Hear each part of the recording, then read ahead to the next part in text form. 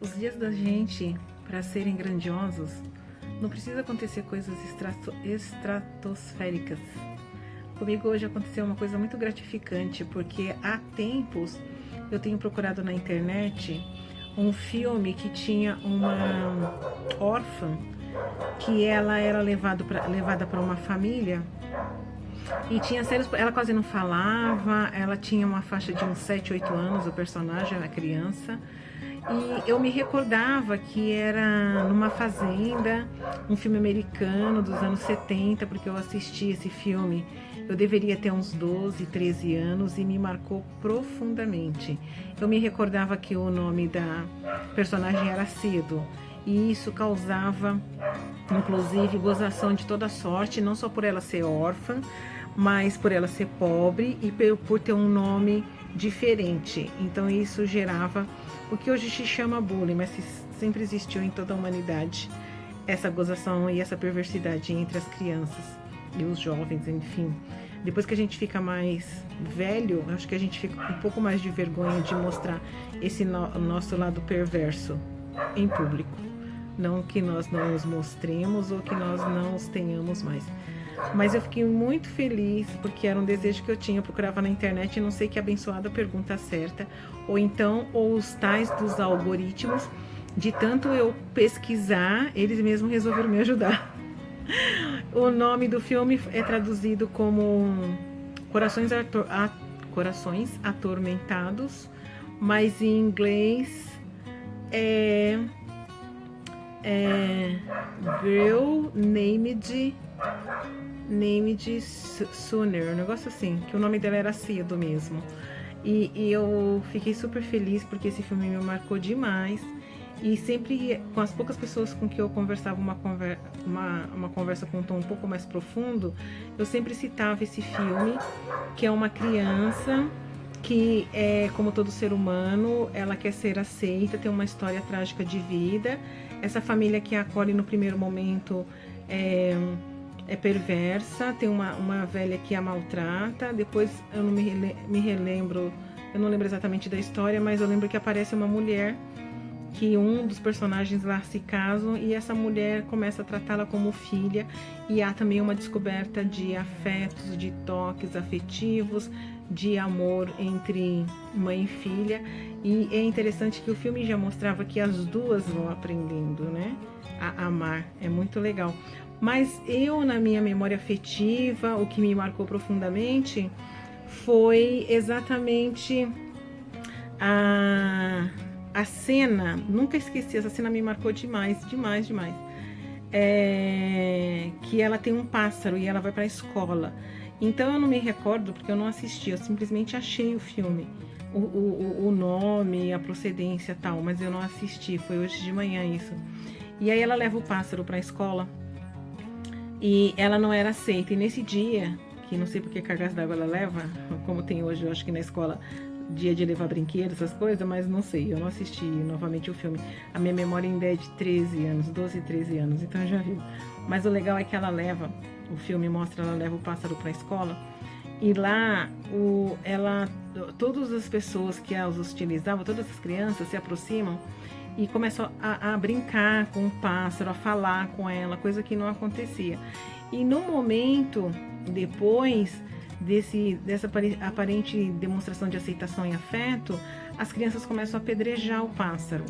Ela fica meio aflita, mas aí ela olha ao redor e, como assim, numa aceitação e numa coisa para dividir, ela também apedreja o pássaro. Isso me marcou profundamente, porque quando eu comecei a me desenvolver, né, e eu comecei a observar nas pessoas, e eu já sabia que naquela época ela tinha feito por aceitação, mas na época eu ficava com muito ódio dessa personagem. Esse filme me marcou também, acho que pela raiva que eu fiquei da personagem. E aí eu começava, durante a minha vida, durante a minha trajetória, quem conversou um pouco mais, numa conversa mais acurada comigo, sempre eu citava, nossa, essa pessoa é igual a Cedo. E aí eu contava essa parte da necessidade e urgência que a gente tem de aceitação. E então a gente sacrifica muitas vezes pela aceitação, a gente sacrifica uma coisa que não nos é tão valiosa. E lógico que o filme segue, ela tem uma crise, lógico, porque ela matou o pássaro que era o único amigo dela, ela conversava com esse pássaro era solto, ela carregava ele no braço e nunca tinha saído de casa com ele, e ela leva nesse dia para a escola, e essa coisa toda emocional e psicológica que o filme aborda, muito bem sacado, assim, ela mata o pássaro. E quantas vezes a gente não faz isso, né?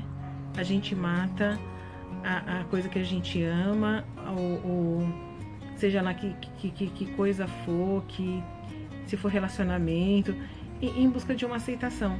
E muitas vezes por umas pessoas que não nos dizem respeito, que elas não estão nos aceitando, mas por um momento ou por outro, um interesse ou outro pessoal de cada um, há uma aproximação e você quer participar com aquelas pessoas. É mais ou menos a história, a minha história, por exemplo, não tenho com quem conversar, então o que eu vou sacrificar para obter a atenção e obter a vontade dessa pessoa em conversar dela, em que ela se expõe, em que ela compartilha, em que ela ouve, em que ela fala, em que ela aconselha.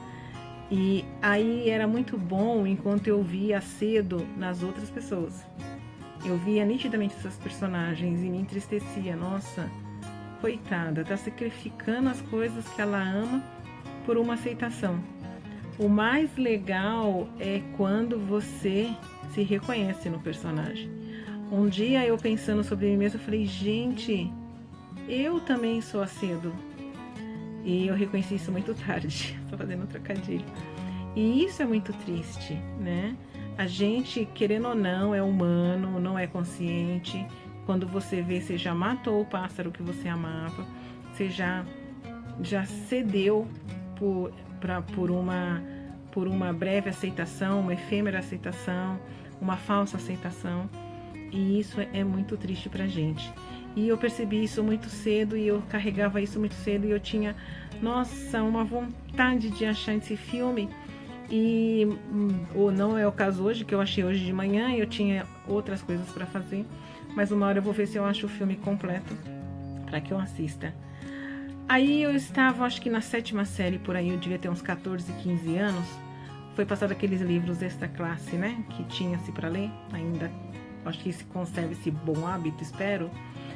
Eu li um livro, Croma, Caminho de Vida. Também depois, na fase adulta, procurei não na internet, mas procurei, nossa, arduamente em todos os sebos. Eu achei há uns 4 anos atrás, eu acho, num sebo na Zona Sul, coincidentemente perto da casa de uma tia minha. Eu vi que tinha um sebo quando eu passei de carro, então antes de ir para casa dela eu entrei. E bem pequeno, bem simples, mas eu já andava praticamente em todos os sebos, porque era uma memória afetiva, eu queria ter esse livro, e eu também achei. Croma, Caminho de Vida. A história se passa num navio, tem um padre, tem um ateu, e tem um padre que se apaixona, e tem um ateu que fica querendo fazer a cabeça do padre, né? E eu achei muito interessante, eu ia falar receitar, mas indicar um livro desse para, não era criança, mas 14 anos, 14, 15 anos, muitos conceitos teológicos. Lógico que com certeza eu devo ter lido e não devo tê-los absorvido, percebido, coisa parecida. E relendo agora, depois de bem adulta, depois de velha, o livro é super complexo. A história que eu gravei foi da história de amor e da história da escolha, porque e o embate que esse padre teve durante todo o livro com ele mesmo, quase cedendo aos argumentos do outro, e quase cedendo aos próprios desejos, quase cedendo ao amor, para fazer uma vontade pessoal, né? Para saciar um desejo pessoal. E o padre, dando spoiler do livro da década de 60, não, acho que é de 70, não tô brincando, ele não larga a batina. Mas eu achei interessante quando eu reli agora, já com um pouquinho mais de bagagem, já ter lido alguma coisa de teologia. Falei, nossa, que livro complexo para ter indicado. E o mais interessante é que era a época também da censura, né? Lógico que é irrelevante, mas é legal também vê nos prefácios, vê nas folhas que antecedem as descrições, as supervisões que haviam tido na época para passar por um crivo o livro antes da publicação. Então, o que eu digo um dia glorioso para mim hoje foi achar agora do que eu tive sempre por mais caro e o que sempre norteou o meu imaginário, sempre fez parte de uma associação afetiva, sempre foi referência para que eu abalizasse algumas coisas. Foi muito importante para mim essas duas coisas que eu queria ter encontrado, e o último que faltava era o filme. E da Cedo, nunca vou me esquecer o nome dessa personagem. E enfim, é muito bom a gente ter uns pontos desde muito cedo que nos dá algum norte, porque é justamente o sentido no caso de nos orientar, e especialmente para que isso já comece a nos dar um senso de organizar, de priorizar as coisas, porque como eu li hoje, o Santo Agostinho falava de amores ordenados, porque se a gente tem, ou o que a gente chama hoje de prioridade, então priorizar. Então, se você prioriza, você começa pelas primeiras coisas, vai para a segunda e sucessivamente. Quando a gente não tem os amores ordenados, eles não estão em ordem, a gente sacrifica o nosso pássaro e a gente faz escolhas erradas em nome simplesmente de um desejo efêmero, hiperpassageiro, supérfluo, em detrimento de uma coisa que era mais profunda, mais cara, mais real e de verdadeiro que nós possamos ter. Então a gente tem que tomar cuidado e ordenar esses sentimentos que habitam em todos nós. Quando eu falo de mim em todos os vídeos, eu só compartilho coisas que eu visualizo nas pessoas, que é comum a todos nós.